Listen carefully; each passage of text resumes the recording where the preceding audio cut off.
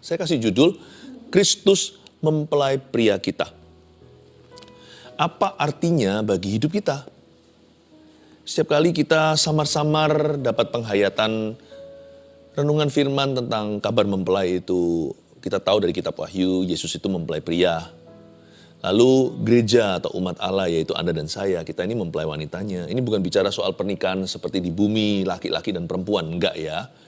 Ini bukan soal gendernya, ini bicara tentang peran. Bahwa Yesus itulah kepala gereja. Yesus itu juga kepala di setiap rumah tangga yang takut akan Allah. Yesus itu suami sorgawi, maksudnya dia itu yang bertanggung jawab atas kita. Oh, luar biasa ya, betapa bahagianya kita ini. Kalau Yesus sebagai penanggung jawab hidup kita, betapa hebatnya, luar biasa. Coba bayangkan, if God is ultimately responsible for your life, kalau Tuhanlah yang menjadi penanggung jawab, Tuhan yang tanggung Anda, masa sih kita akan kekurangan? Saya bukan bicara soal materi, saya bicara tentang rencananya yang ajaib. Tuhan itu loh gak pernah lepas tangan. Sekalipun kadang terkesan dia diam aja, kok belum menjawab doa. Itu hanyalah ujian iman sementara.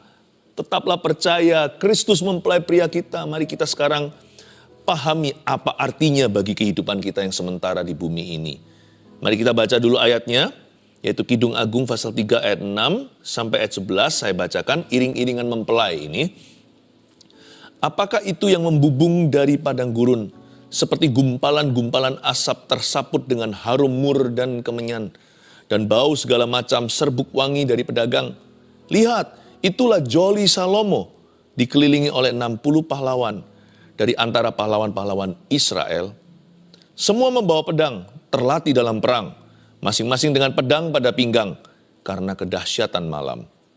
Raja Salomo membuat bagi dirinya suatu tandu dari kayu Libanon. Tiang-tiangnya dibuatnya dari perak, sandarannya dari emas. Tempat duduknya berwarna ungu, bagian dalamnya dihiasi dengan kayu arang. Hai putri-putri Yerusalem, putri-putri Sion, keluarlah dan tengoklah Raja Salomo dengan mahkota yang dikenakan kepadanya oleh ibunya. Pada hari pernikahannya, pada hari kesukaan hatinya. Kidung Agung adalah satu buku yang seringkali dihindari oleh umat Kristiani. Mengapa? Karena isinya terlalu eksplisit. Padahal sebenarnya ini bukan bicara tentang hubungan fisik. Segala sesuatu di firman itu tentang Yesus dan tentang umat Allah. Jadi ini bicara tentang hubungan yang sangat spiritual antara Tuhan dengan gerejanya. Gereja itu bukan gedungnya atau fasilitasnya. Gereja itu terutama adalah people-nya, orangnya, yaitu Anda dan saya. Waktu kita baca Kidung Agung, kita harus mengerti ini giliran siapa yang berbicara. Seluruh kitab Kidung Agung itu kadang itu adalah suara mempelai wanita. Yang sebenarnya zaman itu dituliskan untuk gadis Sunem itu, yaitu istri sah Raja Salomo. Ketika Salomo masih hidup dalam takut akan Allah. Dan Salomo di sini melambangkan suami sorgawi kita, Yesus Kristus. Sedangkan gadis Sunem tersebut melambangkan gereja, yaitu Anda dan saya. Kadang-kadang yang wanita yang bicara. Kadang-kadang ayat tertentu yang pria. Nah, sekarang kita lihat yang wanita ngomong begini, lambang gereja Tuhan. Apakah itu yang membubung dari padang gurun, seperti gumpalan-gumpalan asap, tersaput dengan harum mur dan kemenyan, dan bau segala macam serbuk wangi dari pedagang. Siapa lagi yang paling harum kalau bukan Yesus, ya kan? Apakah itu? What is that? Atau lebih tepatnya, who is that? Bukan apa, tapi siapa? Siapa itu ya yang membubung dari padang gurun? Seperti gumpalan-gumpalan asap. Bagi dunia, Yesus memang gak kelihatan. Tapi bagi kita yang percaya tanpa melihatnya, Yesus nyata. Kita itu bisa percaya Tuhan itu karena Bapa memilih kita. Karena Tuhan memberi kita iman. Buktinya orang dunia juga susah banget mau percaya adanya Tuhan. Atau kalau mereka percaya adanya Tuhan, mereka juga gak percaya Tuhan Yesus. Karena itu, Yesus itu sekarang masih diselubungi awan, ditutupi awan. Apakah itu yang membubung dari padang gurun dari jauh, ya kan?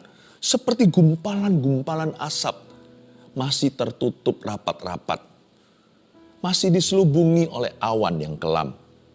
Nanti suatu hari, seperti naiknya ke sorga, Yesus diangkat di atas awan-awan di depan 500 pasang mata dalam sejarah.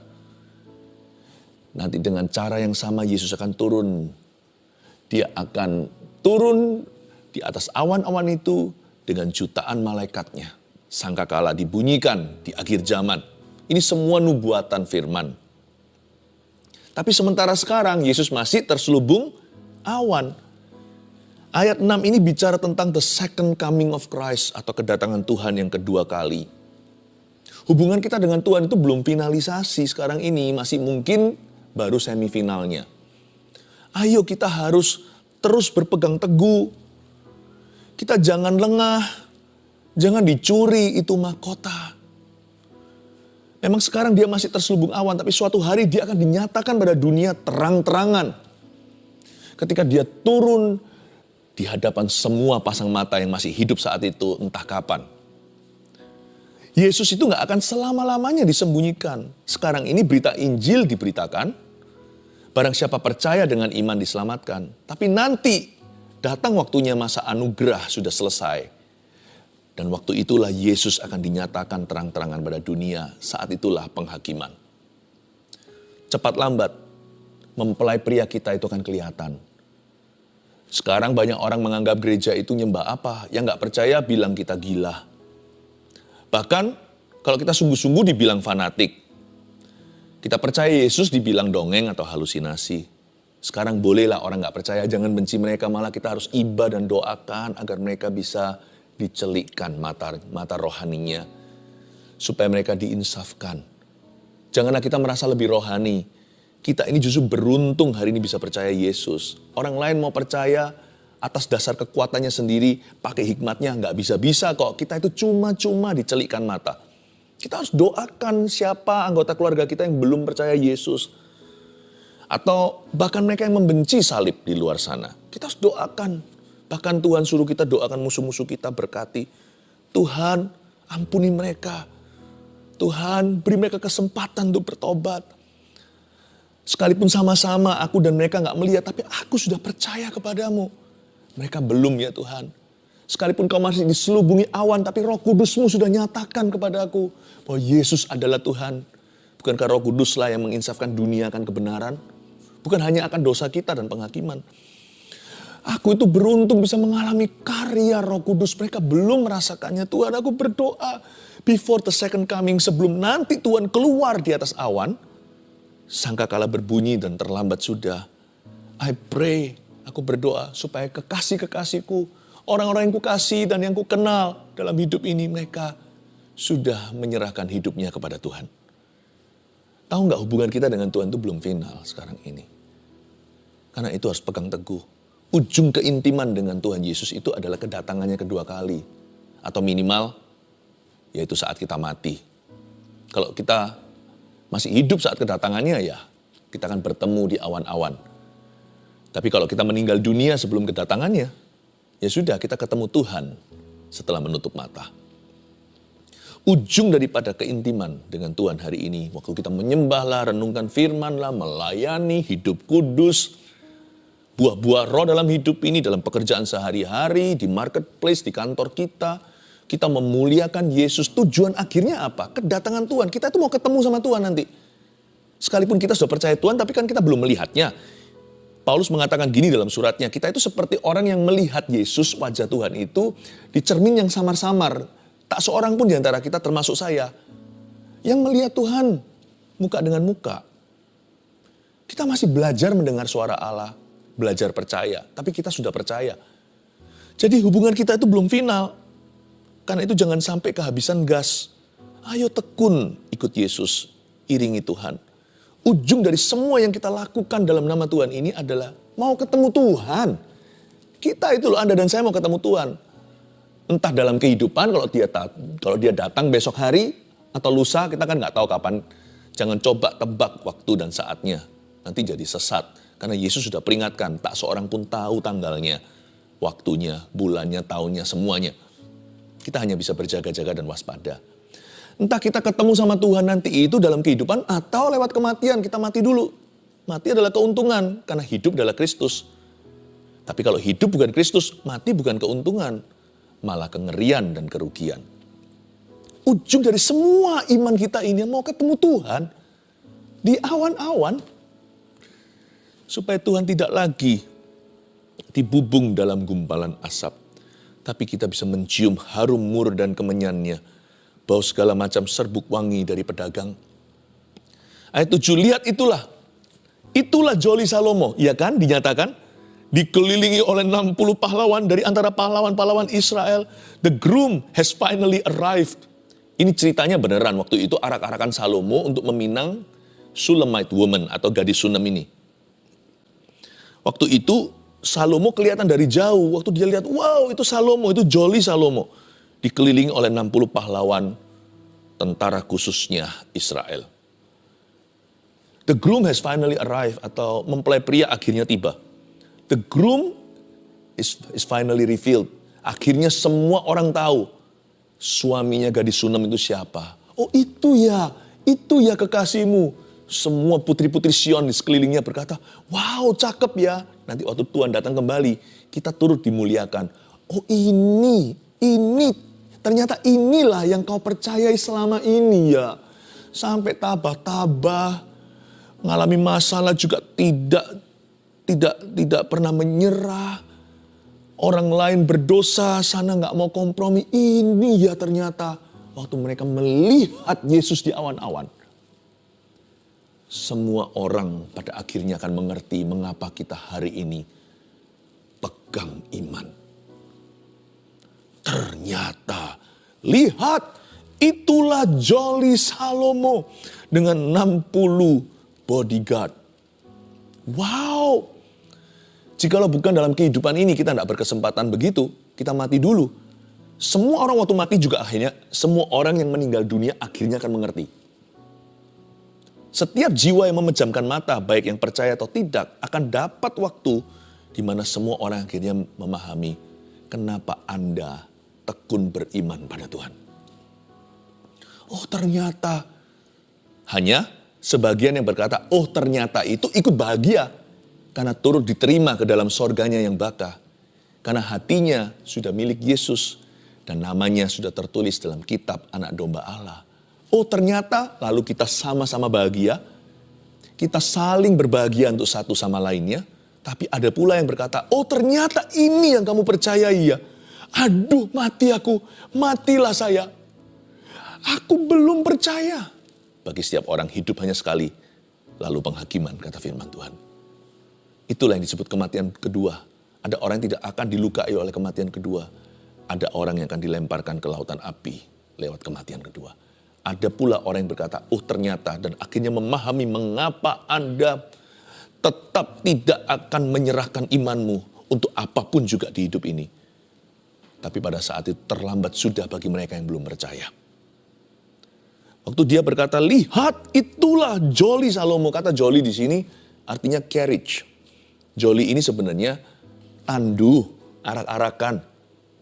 Atau juga bisa diartikan ranjang sebenarnya. Joli.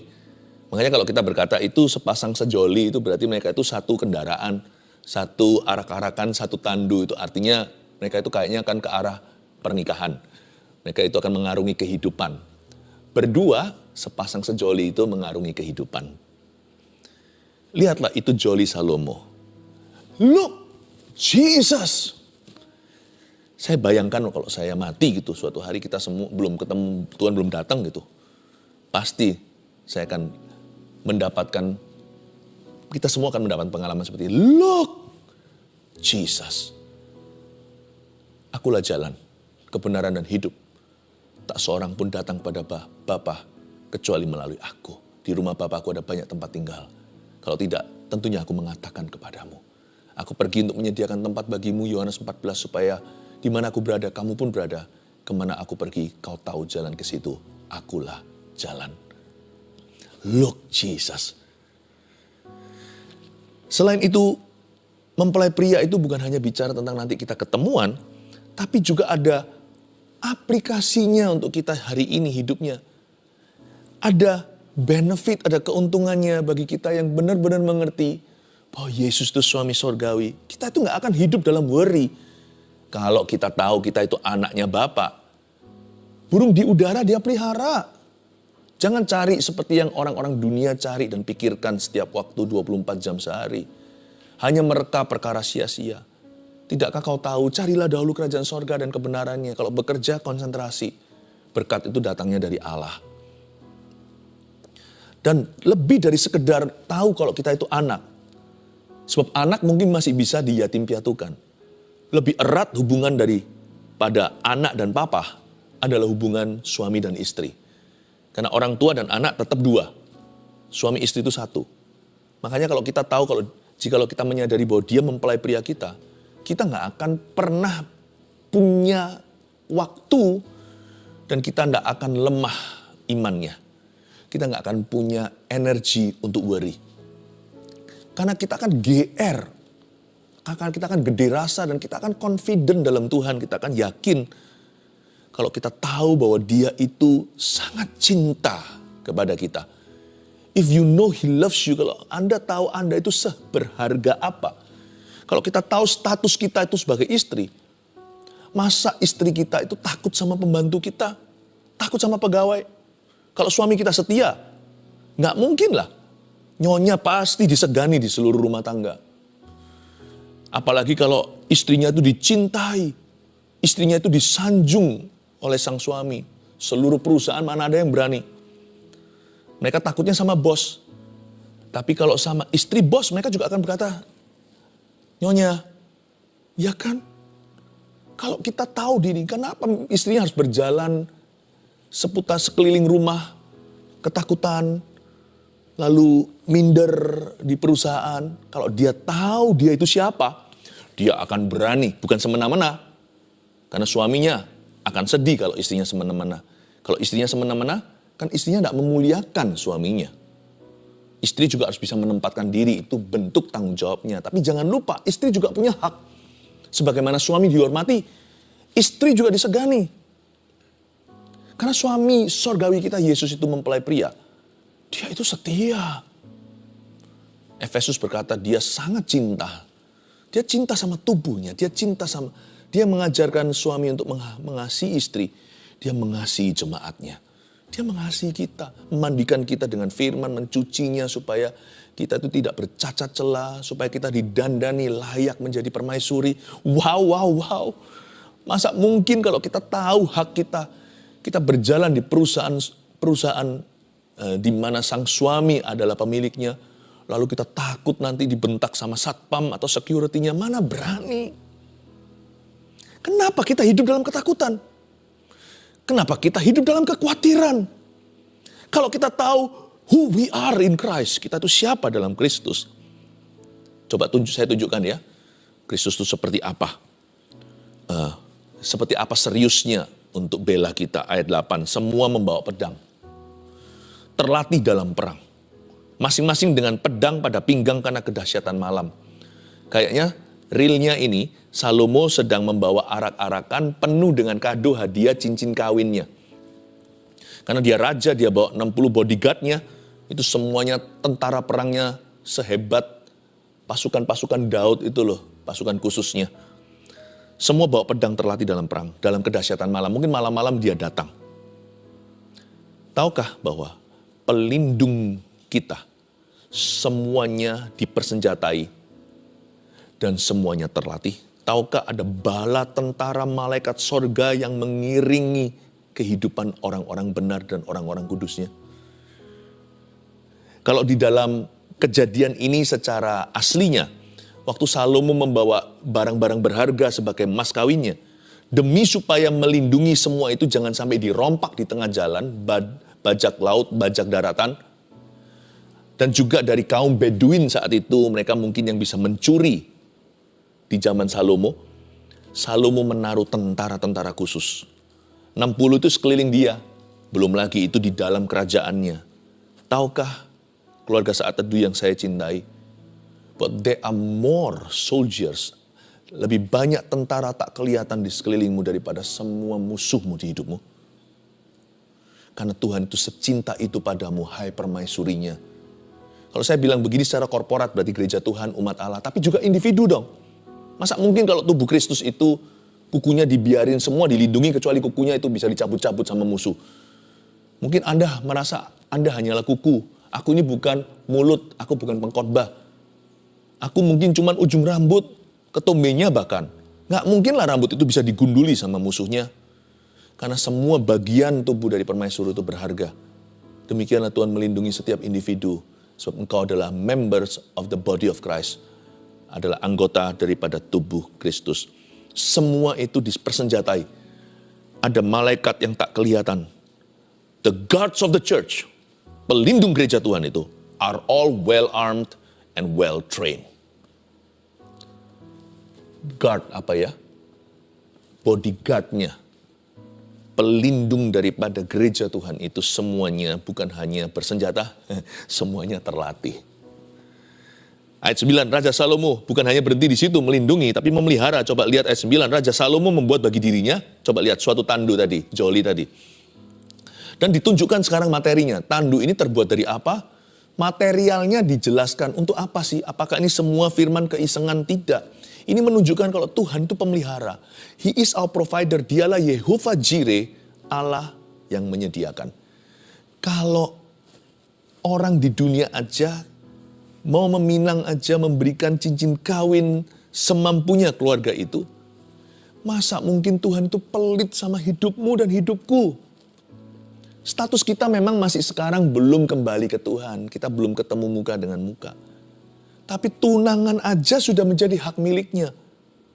Gak mungkin Tuhan itu akan meminangmu tangan kosong dan hampaan. Karena itu orang Kristen gak usah motivasian. Udah menjadi sifatnya Tuhan untuk memberi. Udah menjadi sifatnya Tuhan untuk berbagi. Sudah menjadi sifatnya Tuhan untuk memelihara. Dia itu the great protector. Udah gak usah disuruh. Jikalau pesawat itu ada kecelakaan, ada orang tertentu tuh berjiwa besar. Pasti ngalah itu pelampungnya. Pasti dia yang gendong nenek-nenek tua. Anak-anak kecil pasti dia yang tolong jikalau tenggelam di dalam air. Misalkan kalau pesawat itu jatuhnya di lautan lalu ada juga yang masih selamat. Orang itu yang heroik, pasti akan heroik saat emergency, saat darurat. Tuhan tuh gak usah secara darurat aja kelihatan waktu di kayu salib. Coba lihat, Tuhan berkata apa sama Yohanes, murid yang dikasihinya. Itu mamamu. Dia menunjuk ke Ibu Maria supaya jangan sampai hari ini gak ada yang take care dia karena sudah tua. Yesus kan mati. Dia berkata sama ibu itu anakmu. Darurat aja bisa segitu heroik. Apalagi dia sekarang bertahta. Come on lah ya, masa dia lupa. Raja Salomo membuat bagi dirinya suatu tandu. Ini tandunya. Tandu ini bukan tahtanya. Tahtanya ada di Yerusalem. Ini tandu adalah tandu untuk meminang. Jangan bilang tahta di sorga deh. Itu sudah gak terhingga nilainya, materinya. Coba kita lihat ya, tandu untuk menjemput kita.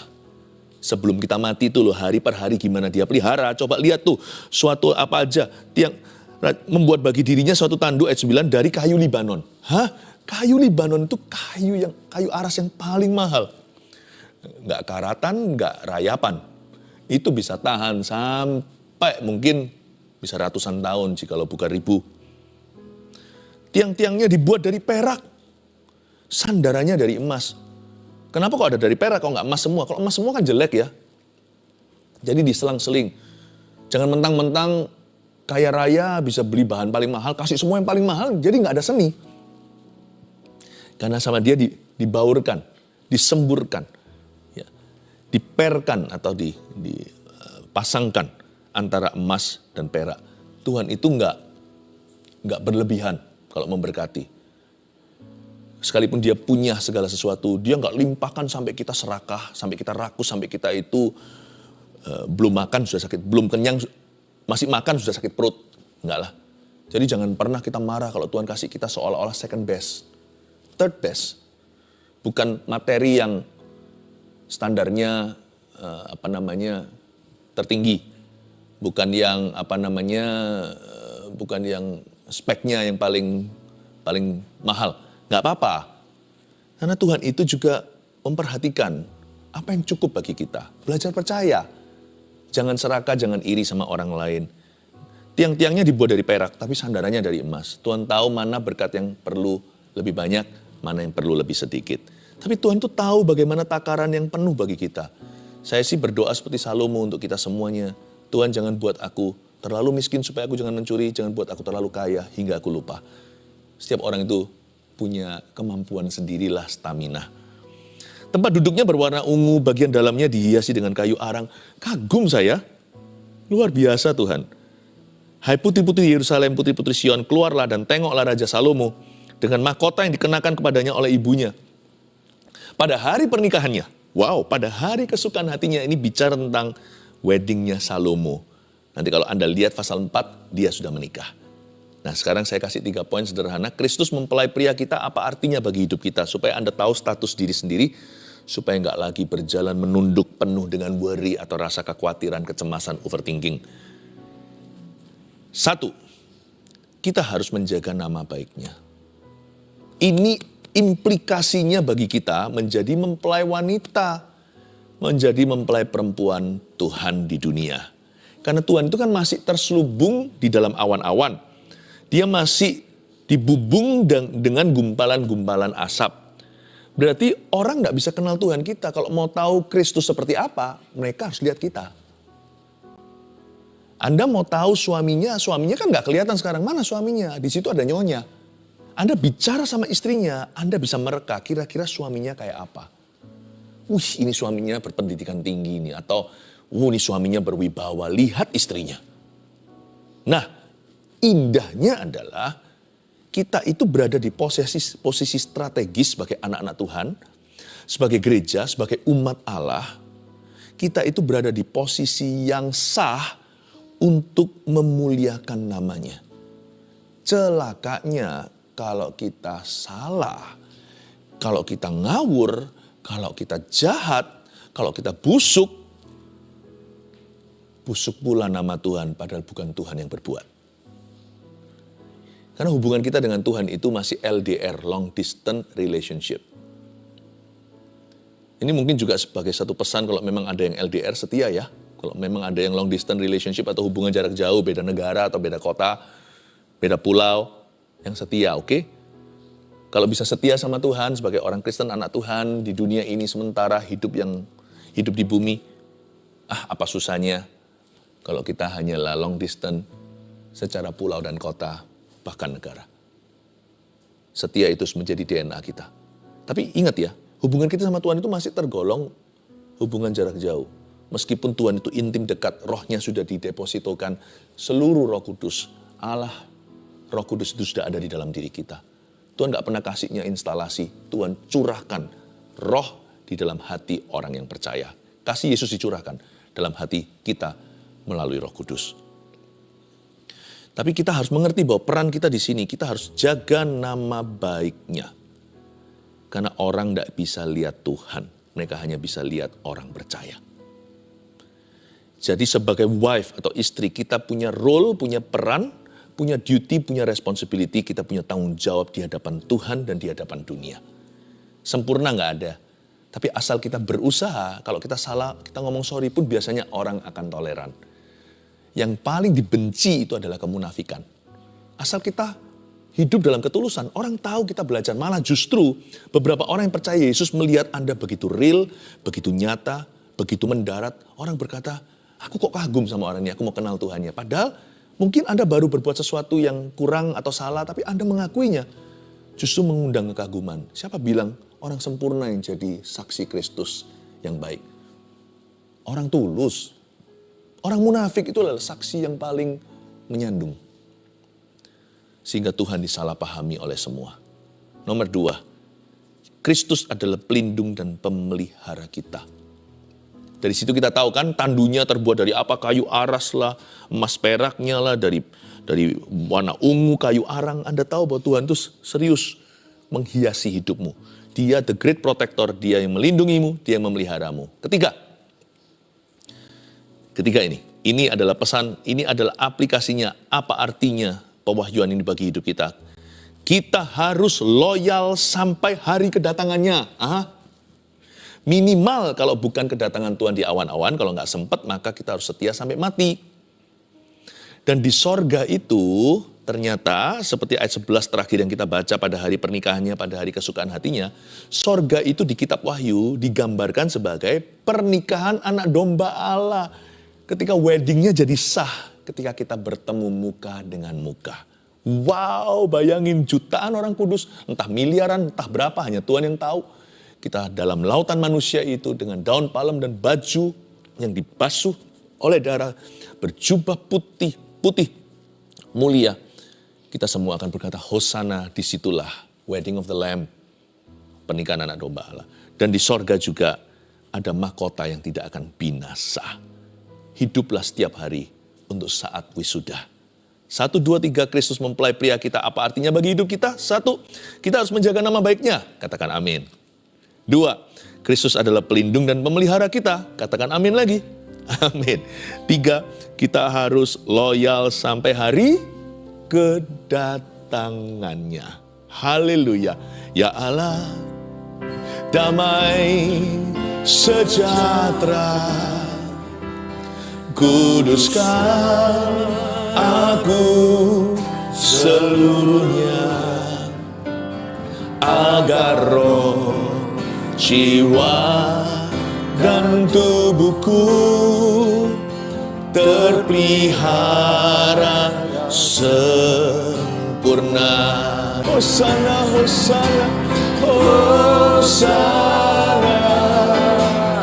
Hosana, ku merindukanmu. Tahukah arti kata Hosana itu save us Lord, selamatkan kami ya Tuhan. Saya rasa tepat sekali. Saya ingin mengajak berdoa. 1, orang-orang yang belum pernah sungguh-sungguh menerima Yesus. Selama ini hanya asal-asalan ikut-ikutan, nggak termasuk. Apalagi Anda yang jelas-jelas belum pernah terima Tuhan. Saya mau ajak Anda berdoa. Yang kedua nanti saya mau doakan orang-orang yang ingin memberitakan Injil kepada seorang yang dia kenal, khususnya keluarganya yang belum menyerahkan hidupnya kepada Tuhan. Jangan tunda-tunda karena kita nggak tahu kapan Tuhan datang. Kalau Anda ingin memberitakan Injil, ingin menginjili seseorang yang Tuhan taruh di benak hatimu, itu mulia. Tuhan beserta. Saya mau sepakat dengan Anda, saya mau doakan dan dukung Anda dengan iman. Pertama-tama kita doakan dulu, jikalau Anda hari ini perlu terima Tuhan. Kalau Anda belum pernah menerima Tuhan, selama ini hanya Kristen KTP-an, atau Anda bahkan bukan Kristen sama sekali, bukan latar belakang Kristiani, Anda nggak ngerti siapa itu Tuhan. Saya bukan bicara tentang religion atau agama. Saya bicara tentang hubungan yang hidup dengan Allah yang hidup pula. Dan hubungan itu hanya bisa dibuka lewat satu tabir, yaitu tubuh Yesus yang disalibkan di Kalvari. Saya ajak Anda untuk meletakkan tangan di dada kalau Anda mau menerima Yesus. Ikuti saya berdoa begini, katakan, Tuhan Yesus, masuklah dalam hatiku sekarang. Aku mau percaya. Mulai hari ini, aku yakin Engkau mati bagi dosaku. Di kayu salib itu, Engkau mati bagi aku. Engkau bangkit pada hari ketiga, kuburmu kosong. Yesus hidup selama-lamanya. Masuklah dalam hatiku, jadikan aku anakmu. Dalam nama Yesus. Amin. Puji Tuhan. Haleluya, Tuhan itu baik ya. Mari kita semua sama-sama angkat tangan. Hosana, Hosana, come on, datanglah Tuhan Yesus. Hosana, Hosana, ku merindukanmu, ku merindukanmu, ku merindukanmu.